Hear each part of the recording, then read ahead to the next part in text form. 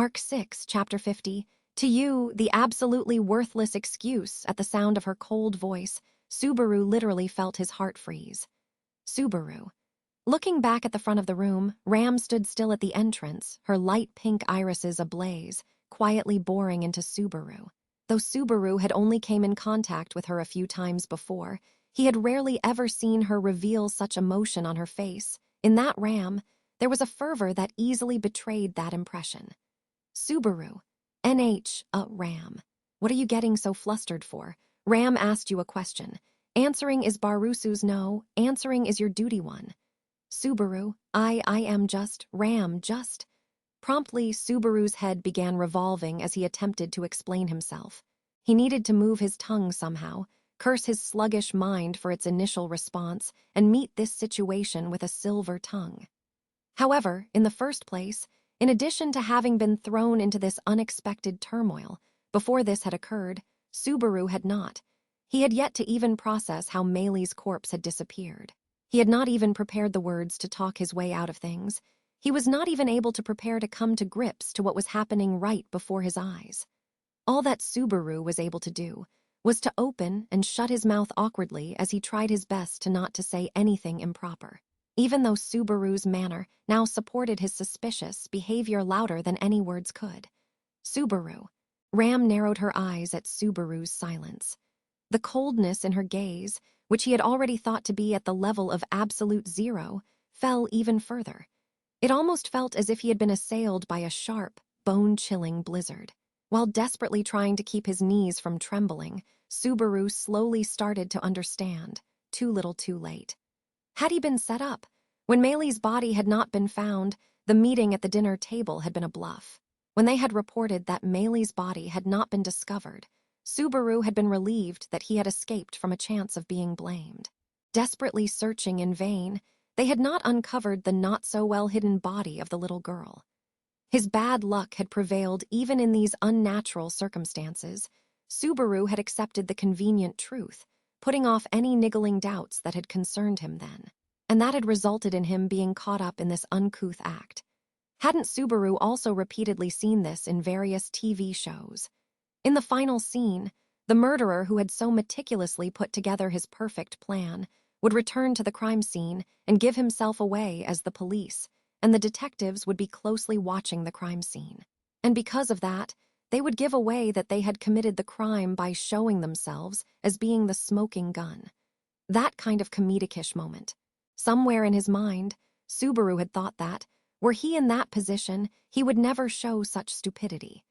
Any connoisseur of mysteries would take note of the sheer foolishness of the dumb criminal that would slip up at the very end. He had acted completely the same way. Rather, he had been worse, for his shock of being caught up in this act had made him quite a miserable sight to behold. Ram. Fake! Ram's quiet mutter barreled into him as he was stricken by his own defective actions. With just that single word, Subaru's brittle heart crumbled and sunk in his chest, as if he had been shell-shocked by a mortar attack. As soon as he had heard it, his face had turned as white as a sheet, his lips trembling. Ram let out a sigh. Ram, so you have nothing to say to defend yourself.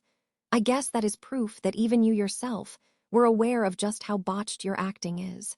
You did not prepare well enough when disguising yourself as him. There are limits when it comes to not being diligent, don't you agree? Without hiding the contempt in her voice, Ram began explaining why she had suspected Subaru.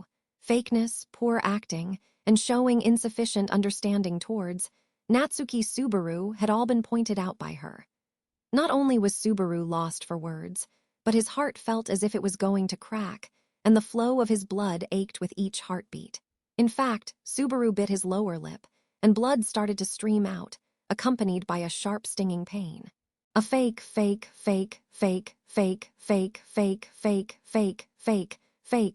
A poor imitation of Natsuki Subaru.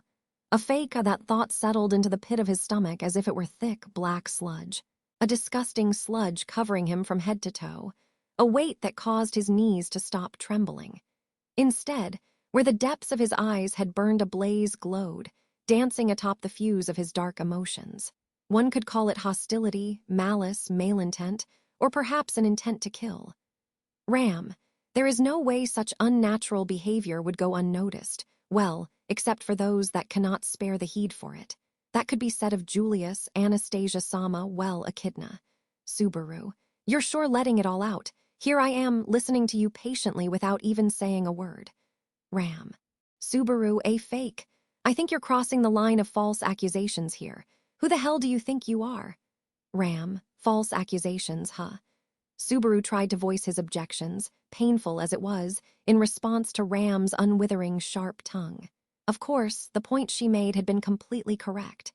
Even if he did not agree with having been sternly described by her as that worthless excuse, that unfillable void between Subaru and Natsuki Subaru existed. However, she could not have noticed this. If she came to notice it, then it would become impossible for him to worm himself out of this situation. He could not stop here, halfway through Subaru. False accusations upon false accusations. My ears are deaf to them. You know, I can't hear any of them. Shoulders shrugging and cheeks distorting into a scowl, Subaru spoke while glaring at Ram. As if he were dramatizing truth and lies, which even he himself felt as to be so brazen, to be the truth of the world. Subaru. Anyways, what's with going on about me having wanted to wander about in the middle of the night? I just wanted to stretch my legs and think a bit while there was no one around. That's why I deliberately went somewhere where I wouldn't be around your little sisters. Rem's sleeping, nor Patrash's presence. Ram. Did you really think that nobody had seen anything? Ram had quietly asked Subaru this as he was rapidly blurting out his excuses. Her words were brief but sharp, designed to puncture deep into his vitals. Subaru. Holding his breath at hearing her inquiry, Subaru racked his brain, trying to figure out what she had really meant with those words. See, seen, not be seen, couldn't have seen. Where did Ram get this word from? See. What does she mean by this? Meili's corpse. Or perhaps Meili before she had become a corpse. Or had she seen him working on concealing Meili's corpse? Or maybe Ram. Nothing, even if it was your plan that nobody would see anything. The ground dragon was diligently watching your strange behavior. And because of that, Ram was also able to watch you in the same way. Putting a finger to her lips, right in front of him, Ram deliberately made a scene out of showing this particularly uncouth gesture towards Subaru. Subaru, what the hell are you saying? Without understanding the meaning of the behavior behind her gesture, Subaru let out these words in bewilderment. However, he did have quite a recent memory of this particular gesture. It was none other than the gesture Subaru had shown to Patrash before leaving the spirit room. Right now, he could not for the life of him understand why it had cropped up again in this place with Ram right now. Ram. You need to study him more, you worthless excuse. The utter disappointment those two words carried was what drove home that this was a final warning for Subaru. Subaru. Up until now, though extremely cold and unfeeling, Ram had kept her stance of wanting to talk, even if her intention of exchanging words with Subaru was disappearing by the second. The instant Subaru had seen the look in her eyes, he realized that his excuses were meaningless. Ram would turn a deaf ear to whatever excuses Subaru came up with. Since it had come to this, Subaru had no other choice but to break through this situation using brute strength. In that moment, Subaru began considering how to kill Ram inside his head. Subaru, think about how to kill her. There was no longer any point in feeling reluctant about it. He had already killed one person. One or two, it made little difference. A while ago, I had a lot of experience in snatching away the lives of a great number of people. From here on out, there would be no hindrance in the execution of his Book of the Dead plan. Meili, Buat, that one san. Countless choices within Subaru crumbled away noisily. On the verge of being left with only his dangerous thoughts, the shade of the little girl that had been keeping silent up until now chimed in. Though invisible, the presence of the shade beside him was so strong he could practically feel her breathing. It hugged Subaru's body from behind, softly whispering into his ear and tempting him. And the contents of that sweet, sweet, saccharine temptation were Meili. Surely she's in a poor condition, right? Her center of gravity on the left side, its balance is poor. Those sweet whispers had brought him the weaknesses of that awe-inspiring, yet terrifying girl. Putting things short, she had given him instructions on how to kill her. She was smaller than him, she was weaker than him, she had less experience when it came to killing. With the knowledge I had accumulated by spending so much time with the assassin in black, it should be easy to kill this woman. Melee. Knock her over towards her left-hand side and bash her head against the wall. That'll do the trick. As he was taking into account the difference in strength between himself and Ram, relevant advice came from myself.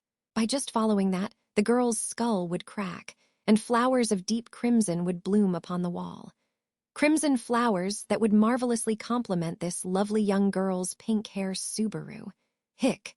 Without any cues, and without any obvious openings, Subaru faced his opponent in the blink of an eye and stepped forward. Receiving a round of cheers from the shade, Subaru stepped forwards, devoid of hesitation, towards Ram's body, which was slightly tensed, towards her right-hand side. He would throw her body against the wall, and then, Ram, since you are lost for words, you are now resorting to violence. What a barbaric, tedious conclusion. In that moment of offense and defense, before Subaru's arm could reach her, Ram had opened her lips and weaved these words. Meeting each other's gazes, Subaru's breath was knocked out of him upon seeing Ram's cold eyes. Ram, did you really think that the oh-so-frail and feeble Ram would challenge such a barbaric man alone?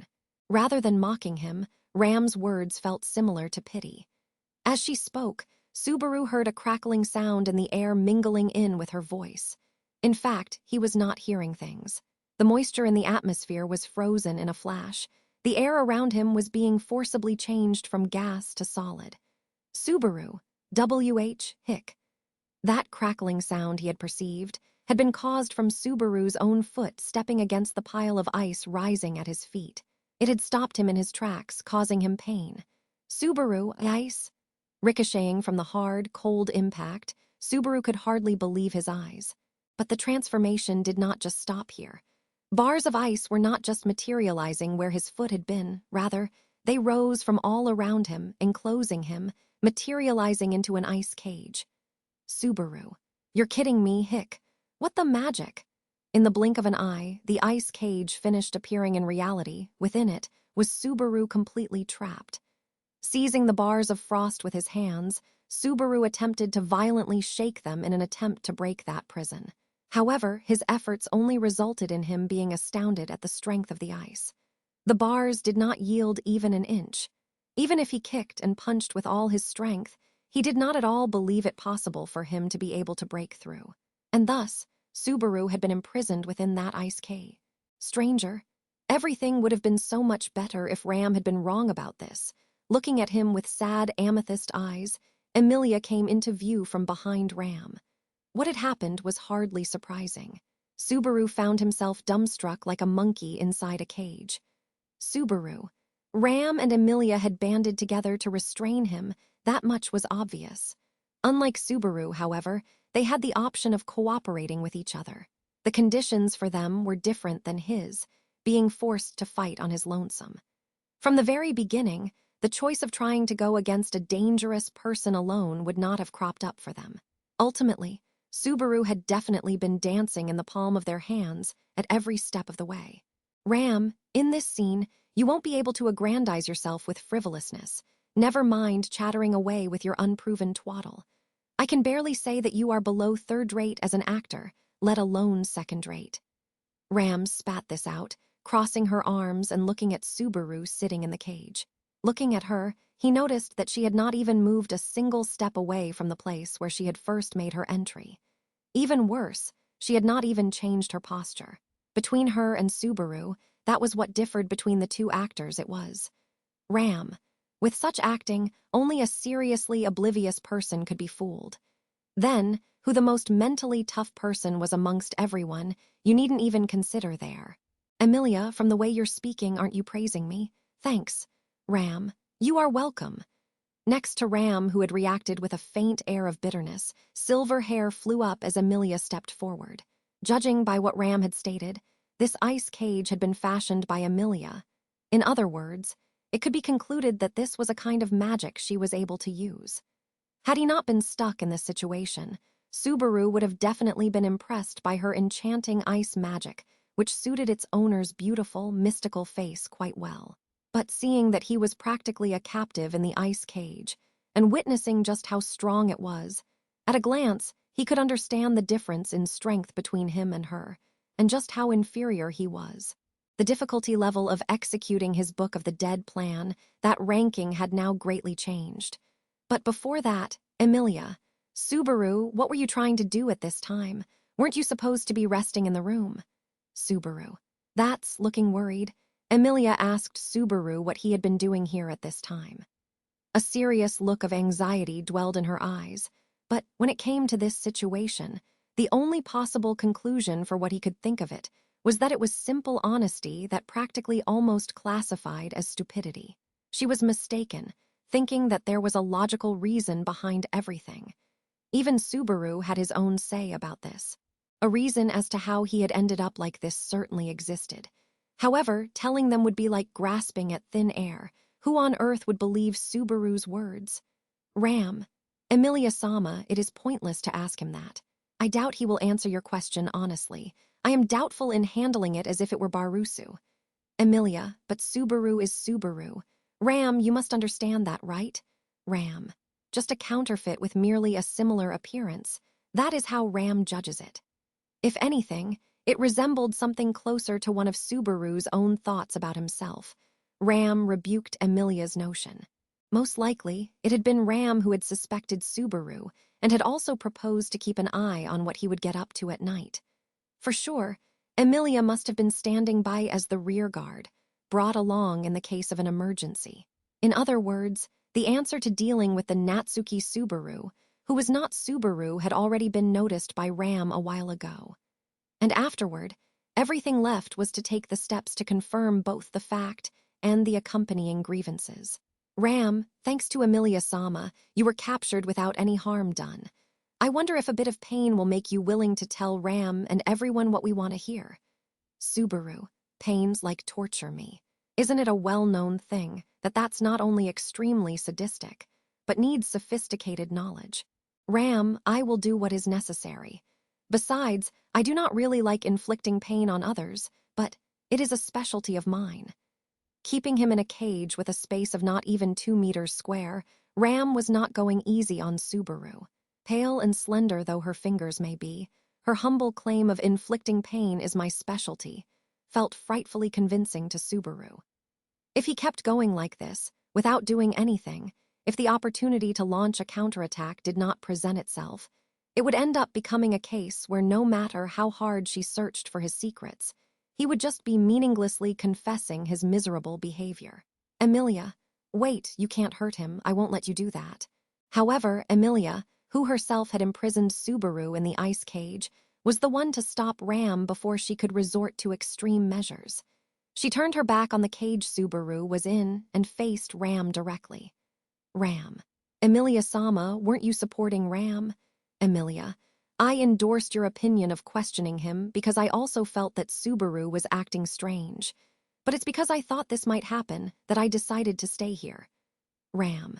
It's because I did not want something like this to happen that I asked Beatrice to keep Julius and the rest company.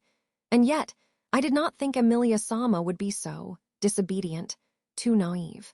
Without hiding her irritation at the difference in their opinions, Ram pointed at Subaru, who was hiding behind Emilia's back. Regarding them, she uttered the biting words, "Is this okay?" Ram.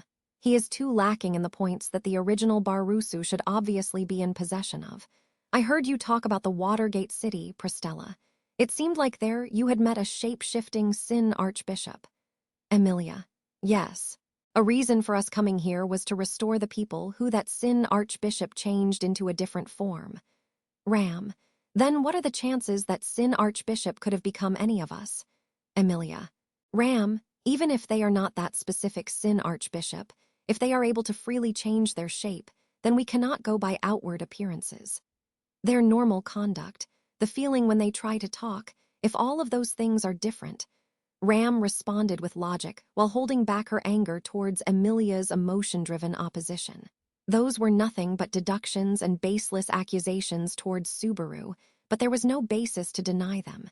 And no less important than that, Subaru, no, I felt revulsed by the topic at hand. Subaru. Hick. A flashback, white memories. They came not from Natsuki Subaru, but from a small fragment of the memories seen in the Book of the Dead. The memories from when I was me. Training, that was what they called their actions towards me. Even though dread had been carved into me many times, the most terrifying thing to happen to me was when my body was made to change into countless innumerable frogs. Even though my consciousness existed only in one body, my infinitely fragmented consciousness did as it liked, leaping whenever it wanted, running wherever it wanted. Dreading the thought of not being able to go back to my original self brought the realization that I had forgotten what my original self was in the first place. Having my reason for existence as a living being crash like that, I was thankful from the bottom of my heart to Mother the moment I was returned to normal. And at the same time, the notion that I should never, under any circumstances, go against her orders was etched into my soul. Subaru, recalling that dread directly, almost as if he had personally lived it, Subaru's field of vision blurred. One's own appearance was something that was directly linked to one's identity and sense of self. Tampering and changing that as one liked on a whim, that could only be called blasphemy to one's existence. The most detestable deed of all, Emilia. That's too extreme. This is quite unlike you, Ram. You sound like you're forcing me to contain him. Ram, can you even say nothing's up? Before that man behind us. Emilia and Ram continued their arguing while Subaru alone drowned in anguish, feeling like his stomach was churning. However, Ram's claim was like probatio diabolica too. You could prove that something was something, but no one could prove that it was not. This Natsuki Subaru was not the Natsuki Subaru they wanted. To explain that theory, some kind of shape-shifting power was helpful. It made it simple, and at the same time, it was unbearable for the current Subaru. From the bottom of his heart, overwhelmed by the hostile emotions inside him, Subaru wheezed in pain. Ram, I need to make him spit it out right now, so I can know where Meili and the real Barusu are. Subaru. That complaint from Ram, like a surprise attack, overloaded Subaru's consciousness. It was a bolt out of the blue, a truly unexpected comment. Subaru. Raising his face, Subaru looked at Emilia and Ram at their continuing quarrel. Gazing at her back, he was unable to see Emilia's emotions. However, Ram's face was clearly visible to him. Her eyes, burning with rage, contained no schemes that would snare Subaru into lies right here. At least, what she had just stated was what she had really meant. In other words, this meant that Ram and the others had not uncovered Meili's remains. The only thing that was lying in wait, in trying to denounce Subaru right here, was his suspicious behavior, since he could not at all, try as he might, play the part of Natsuki Subaru. He understood where the confused Ram's questioning was coming from, but at the same time, he did not understand. Had it not been Ram or Emilia who had been the one to move Meili's remains, if it had been neither Ram, nor the others, nor Subaru, then there was another agenda at work. Emilia, real or fake, you can't just decide like that. I mean, the Subaru that is here right now is Subaru. I have amnesia. Ram, Holding onto the bars of the ice cage, Subaru's scream cut into the duo's quarrel. Hearing that screaming voice, Ram appeared taken aback and confused. That one unexpected angle of attack left Ram's mind blank. Had it been a trick, employed to poke gaps between her logic and disturb her thoughts, then it had been a success. But there had been no such intent. This had been Subaru's scream of truth. Ram. As for why he had cried this out right at this moment, even Subaru himself had no clue. In this loop, Subaru had hidden the fact that he had lost his memories and had tried to imitate how the old Natsuki Subaru had seemed. Thanks to that, his life had not been snatched away this loop. And though that had not come to pass, hadn't there been some other alarming situations that perhaps even rivaled that, which had toyed with Natsuki Subaru and chased him about, one after the other? But in truth, concealing his amnesia had complicated everything else in this loop. So what would happen now after his grand reveal? Ram, after all this time you are still playing around like that. In reality, the moment her stagnating thoughts had resumed their activities, Ram's expression became dyed in anger. The girl probably thought that Subaru's desperate cry now was a desperate lie, that it was nothing more than sheer nonsense. But even if that was how it was for Ram, Emilia, Ram, listen to what Subaru is saying. There was a reason after all. Ram, are you serious, Emilia-sama? That was completely unbelievable. With arms stretched, Emilia stood in front of Ram, rallying with Subaru's words. Had she believed he had only jumped up to take advantage using this absurd excuse, Subaru may as well give up on continuing to speak. However, standing in opposition to Ram, who wished to reject it completely, Emilia still faced her with resolve. Emilia, it's worth believing him. Didn't we all up until now? Ram, Tusk. Ram's cheeks slightly stiffened at Emilia's appeal. For a second, a trace of doubt flitted through Ram's light pink irises, various thoughts seeming to spin through Ram's intelligent head. She started to open her stiffly closed lips, and Emilia, Ram, let's listen to Subaru and Ram. What about Rem? Emilia. Ah! In an instant, the petite form of Ram, her eyes closed and moist, spun around and leapt at Emilia. Deciding in that moment to fall back, Emilia had prepared herself to hold down Ram. But the approaching Ram's movements proved to be faster, and Emilia's left hand was caught by Ram's right. Ram, don't get in my way now. Emilia, Kaya. As she spoke, demonstrating her excellent footwork and defensive movements, and minimally moving her wrist and shoulder, Ram flung Emilia's body aside, in a manner that had demonstrated maximum effectiveness. As Emilia was launched away, her figure slowly somersaulted to the side. Through her surprise at her world's sudden revolutions, she quickly grasped her situation and attempted to swing her long legs onto the floor below. Emilia. Hick! In the spot where Emilia landed, lay one of Ram's shoes, having been taken off. Tripping over it, Emilia lost her balance and landed on all fours. In that melee, Emilia had been overwhelmed by Ram's technique, and Ram slipped into the gap created, thrusting her wand between the bars of the ice cage, towards the tip of the frightened Subaru's nose. Ram, I dare you to say that again. Subaru, it's not like that. Ram, with that face, and that voice, say that you forgot Rem. One more time. Gritting her teeth, Ram was collecting something on the tip of her trembling wand, and he knew what it was. It was invisible to the eye. A power which would probably be called mana was accumulating in front of his eyes. But even then, Subaru could not follow with any words. He could not think of words to present Ram with, to that girl in front of him hanging on the verge of tears.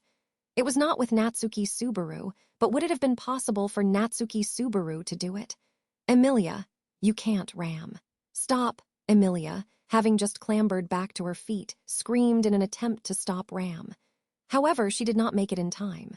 Emilia, a white light blinked through the ice cage's bars, and the shock engulfed Subaru. That shock flung his body all the way onto the ice bars behind him, and the back of his head banged against them. Subaru. His head shook violently, and his consciousness became hazy. Without even having time to explain himself, Natsuki Subaru's consciousness slipped away. Subaru. Letting out a faint, weak groan, his consciousness began to resurface. Gradually, his consciousness rose to the surface from the sludge of darkness. Feeling as if he were somewhere vast, steadily accelerating, stretching into reality, and finally, Subaru. Guaya, Owe. The instant in which he had been about to flit into consciousness, he was yanked up by a force that felt like it had seized him by the scruff of his neck. Sharp, hot pain burned within Subaru's mind. Groaning and writhing in pain, Subaru woke up on the cold, hard floor. Subaru. Oh, ow, oh, what's this? His body roused by throbbing pain, Subaru reached out his hand to his left shoulder. The moment he touched it, scorching pain once again seared his mind. He could not move his left arm at all. Subaru, did it get yanked out of my socket? Is it dislocated? He never felt this one before. Dangling about, his arm down from his shoulder was unable to move as per his will. However, when he had tried to move and touch it, he had felt a sharp pain. Thus, Subaru stood up with great care. He looked around at his surroundings. He saw that there was nobody around. And this room was Subaru, the room where I hid Meili. In other words, he was in the same room where he had been conscious up until just before. As evidence for that, behind Subaru, the ice cage Emilia had magically crafted was still there.